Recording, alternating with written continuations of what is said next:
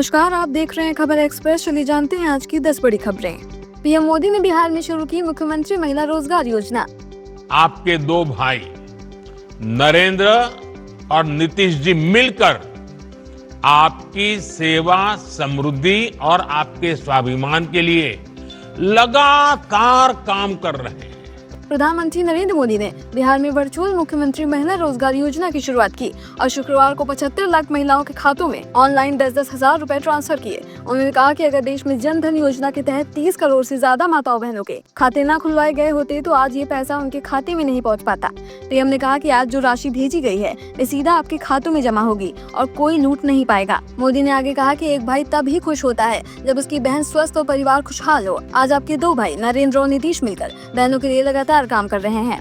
UN में बोले PM Shahbaz शरीफ, भारत को बताया दुश्मन। पाकिस्तान के प्रधानमंत्री शहबाज शरीफ ने शुक्रवार को संयुक्त राष्ट्र में भारत को दुश्मन बताते हुए दावा किया कि भारत के साथ हुए संघर्ष में पाकिस्तान की जीत हुई थी। शरीफ ने कहा कि पाकिस्तान अब शांति चाहता है। उन्होंने आरोप लगाया है कि पहलगाम हमले की निष्पक्ष अंतर्राष्ट्रीय जांच की अपील को भारत ने ठुकरा दिया और उस घटना का राजनीतिक फायदा उठाया। शरीफ ने कहा कि उन्होंने पिछले साल ही यूएन मंच में चेतावनी दी थी कि पाकिस्तान किसी बाहरी हमले को सहन नहीं करेगा और ये चेतावनी इस साल मई में सच साबित हुई जब बिना उकसावे के भारत ने पाकिस्तान पर हमला किया।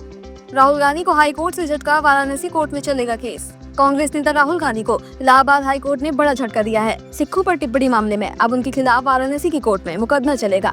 दरअसल पिछले साल अमेरिका दौरे पर राहुल ने कहा था कि लड़ाई इस बात की है कि क्या भारत में सिखों को पगड़ी और कड़ा पहनने का अधिकार है। इस बयान पर नागेश्वर मिश्रा ने वाराणसी कोर्ट में याचिका दायर की थी। पहले ये खारिज हुई, लेकिन बाद में एमपी एमएलए कोर्ट ने 21 जुलाई 2025 को इसे स्वीकार कर लिया। इस फैसले को राहुल ने हाई कोर्ट में चुनौती दी थी, लेकिन अब हाई कोर्ट ने केस आगे बढ़ाने का रास्ता साफ कर दिया है। सूर्या और हारिस रऊफ पे जुर्माना, फरहान को चेतावनी। आईसीसी ने भारतीय कप्तान सूर्य कुमार यादव और पाकिस्तान के तेज गेंदबाज हारिस रऊफ पर कार्रवाई की है। दोनों की 30% मैच फीस काटी गई है, जबकि पाकिस्तान के ओपनर साहिबजादा फरहान को उनके गन शॉट सेलिब्रेशन पर चेतावनी दी गई है। दरअसल सूर्या ने 14 सितंबर को पाकिस्तान पर मिली जीत को ऑपरेशन सिंदूर के सैनिकों और पहलगाम हमले में मारे गए लोगों के परिजनों को समर्पित किया था, जिसकी शिकायत पीसीबी ने की थी। वहीं बीसीसीआई ने हारिस रऊफ के 6 विमान गिराने जैसे इशारे और फरहान की गन शॉट सेलिब्रेशन पर आपत्ति जताई थी। आईसीसी ने सूर्या को सलाह दी है कि वे राजनीतिक बयानबाजी से बचे। सोनम वांगचुक गिरफ्तार, लेह में कर्फ्यू और इंटरनेट बंद। सोनम वांगचुक को शुक्रवार को अरेस्ट कर जोधपुर सेंट्रल जेल भेजा गया है। सरकार ने उन्हें 24 सितंबर को लेह में हुई हिंसा का जिम्मेदार ठहराया था। फिलहाल उनकी गिरफ्तारी किस केस में हुई है ये साफ नहीं है। लेह में तीसरे दिन भी कर्फ्यू लागू है, इंटरनेट बंद है, स्कूल कॉलेज शनिवार तक बंद रहेंगे और छठी अनुसूची में शामिल करने की मांग को लेकर प्रदर्शन के दौरान हुई हिंसा में 4 लोगों की मौत हुई थी और 80 से ज्यादा लोग घायल हुए थे, जिनमें 50 पुलिसकर्मी भी शामिल थे। अब तक 60 आरोपी गिरफ्तार किए जा चुके हैं।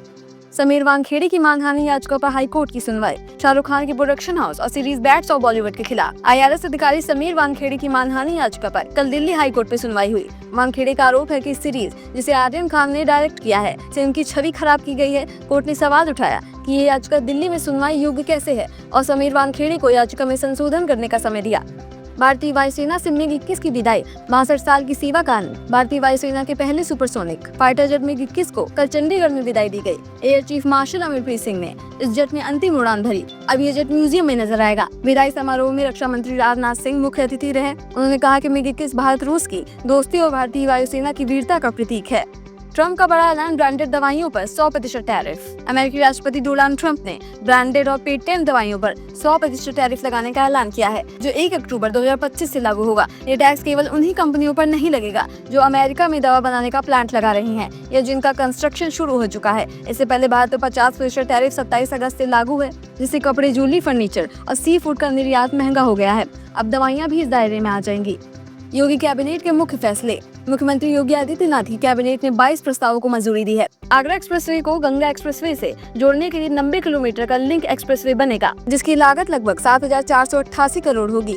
उज्ज्वला योजना के तहत अब दिवाली पर भी मुफ्त LPG सिलेंडर मिलेगा। हर साल होली और दिवाली पर 2 सिलेंडर दिए जाएंगे। इसके लिए आधार अनिवार्य होगा। धान का न्यूनतम समर्थन मूल्य MSP 69 प्रति क्विंटल बढ़ाकर अब 2,369 कर दिया गया है। धान खरीद के लिए पूरे प्रदेश में 4,000 केंद्र बनाए जाएंगे। बरेली में आइलम मोहम्मद विवाद पर भयंकर बवाल। आइलम मोहम्मद विवाद को लेकर जुम्मे की नमाज के बाद शहर के 3 अलग अलग इलाकों में भारी बवाल हो गया। मौलाना तौकीर रजा के आने पर इकट्ठा हुई भीड़ ने जब इस्लामिया ग्राउंड में जाने की जिद की तो पुलिस ने उन्हें रोका। पुलिस के मुताबिक भीड़ उग्र हो गई, पथराव शुरू कर दिया और तोड़फोड़ भी की। हालात को काबू करने के लिए पुलिस को लाठीचार्ज करना पड़ा, जिसके बाद भगदड़ मच गई। डीआईजी अजय कुमार साहनी ने बताया कि 95 लोगों ने शांति से नमाज पढ़ी, लेकिन कुछ लोगों ने पथराव और फायरिंग की कोशिश की, जिसकी वीडियोग्राफी की गई है। इस बीच आईएमसी अध्यक्ष मौलाना तौकीर रजा को हिरासत में ले लिया गया है, जिन पर 2010 में दंगा भड़काने का भी आरोप है। तो ये थी आज की 10 बड़ी खबरें। ऐसे ही और खबरों को जानने के लिए हमारे चैनल को सब्सक्राइब करें, लाइक करें और शेयर करें। धन्यवाद।